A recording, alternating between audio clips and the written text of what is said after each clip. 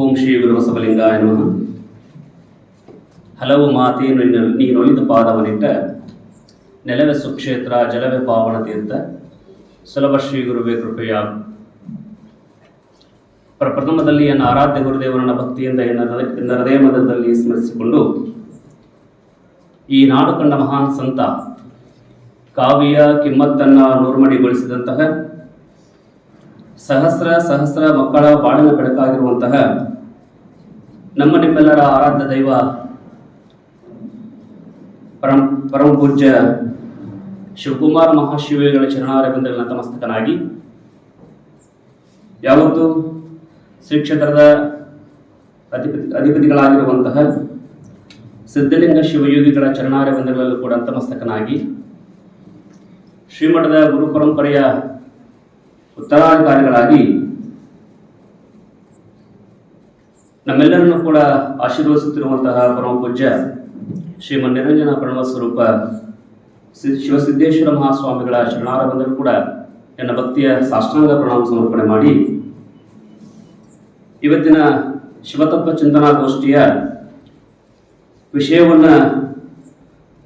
ವಿಷಯದಲ್ಲಿ ಷಣ್ಮುಖ ಶಿವಗಳ ವಿಷಯದ ಕುರಿತು ಉಪನ್ಯಾಸ ನೀಡಲಿಕ್ಕೆ ಆಗಮಿಸಿರ್ತಕ್ಕಂಥ ಉಪನ್ಯಾಸಕರಾಗಿರ್ತಕ್ಕಂಥ ಡಾಕ್ಟರ್ ಎಂ ಕೃಷ್ಣಪ್ಪನವರಲ್ಲಿ ಕ್ಷಮಿಸಬೇಕು.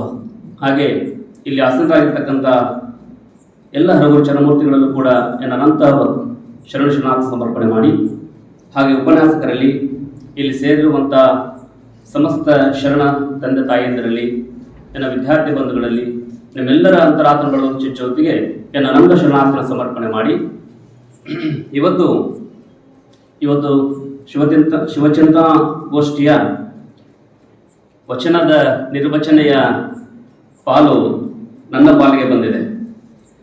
ನಾನು ಇಲ್ಲೇ ಇದ್ದಂಥ ಒಬ್ಬ ವಿದ್ಯಾರ್ಥಿಯಾಗಿದ್ದಂಥ ಒಬ್ಬ ಸಾಧಕ, ಅನೇಕ ಜನರಿಗೆ ನನ್ನ ಪರಿಚಯ ಉಂಟು. ಅನಾಯಾಸವಾಗಿ ಬಂದಿರತಕ್ಕಂಥ ಈ ಒಂದು ಸೇವಾ ಕೈಂಕರ್ಯವನ್ನು ಮನಪೂರ್ವಕವಾಗಿ ಮಾಡಲಿಕ್ಕೆ ಬಹಳ ಸಂತೋಷ ಆಗ್ತಿದೆ. ಶಿವತತ್ವ ಚಿಂತನಾ ಗೋಷ್ಠಿ ಒಳಗಡೆ ಇದುವರೆಗೂ ಕೂಡ ತಾವೆಲ್ಲರೂ ಅನೇಕ ವಿಚಾರಗಳನ್ನು ಇಲ್ಲಿ ಚರ್ಚೆಯನ್ನು ಮಾಡಿದ್ದೀರಿ. ಅನೇಕ ಶಿವಶರಣರ ಚಿಂತನೆಗಳ ಇಲ್ಲಿ ಚರ್ಚೆಗಳಾಗಿದ್ದಾವೆ. ಆ ಎಲ್ಲ ತತ್ವಗಳನ್ನು, ವಚನಗಳನ್ನು, ವಿಷಯಗಳನ್ನು ನೋಡ್ತಾ ಹೋದಾಗ ಶರಣರು ನಮಗೆ ಕೊಟ್ಟಿರ್ತಕ್ಕಂಥ ಒಂದು ಕೊಡುಗೆ ಬಹಳ ಅಪಾರವಾಗಿರುವಂಥದ್ದು.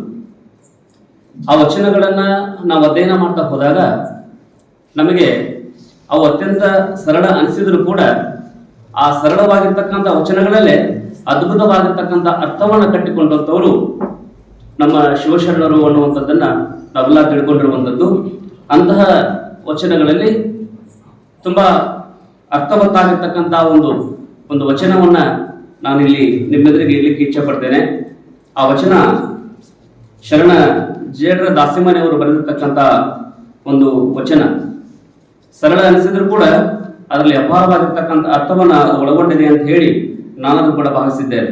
ಆ ವಚನ ಎಂತಿದೆ: ಉರಿಯುವ ಕೆಂಡದ ಮೇಲೆ ತೃಣವ ತಂದೇರಿಸಿದರೆ ಆ ತೃಣವನ್ನೆಲ್ಲವ ಆ ಕೆಂಡವ ನುಂಗುವಂತೆ ಶ್ರೀಗುರು ಚರಣದ ಮೇಲೆ ತನ್ನ ತೃಣವ ತಂದೇರಿಸಿದರೆ ಆತನ ಸರ್ವಾಂಗವೆಲ್ಲವೂ ಲಿಂಗಮಯ ಕಾಣ ರಾಮನಾಥ ಅಂತ ಹೇಳಿ ವಚನವನ್ನ ಹೇಳಿದ್ದಾರೆ. ಇದರ ಅರ್ಥ ಬಹಳ ಸರಳವಾಗಿಯೂ ಕೂಡ ಹೇಳ್ಬೋದು, ಇದನ್ನು ಅತ್ಯಂತ ಮಾರ್ಮಿಕವಾಗಿ ಕೂಡ ಹೇಳ್ಬೋದು. ಆದರೆ ಈ ಸಮಯದಲ್ಲಿ ನನಗೆ ಸಿಕ್ಕಿರ್ತಕ್ಕಂಥ ಸಮಯದಲ್ಲಿ ಅದನ್ನು ಬಹಳ ವಿಶಾಲವಾಗಿ ಹೇಳಕ್ಕೆ ಆಗುವುದಿಲ್ಲ. ಸಂಕ್ಷಿಪ್ತವಾಗಿ ಅದರ ಅರ್ಥವನ್ನ ನಿಮ್ಮೆದುರಿಗೆ ನಾನು ಇಡ್ತೇನೆ. ಉರುವ ಕೆಂಡದ ಮೇಲೆ ತೃಣವ ತಂದೇರಿಸಿದರೆ ಅಂದ್ರೆ ಯಾವುದೋ ಒಂದು ಕೆಂಡ, ಅಗ್ನಿ ಏನೋ ಇದೆ ಅಂದಾಗ ತೃಣ ಅಂತಂತಂದ್ರೆ ಒಂದು ಹುಲ್ಲು ಕಡ್ಡಿ ಅಂತ ಹೇಳ್ತಾರೆ.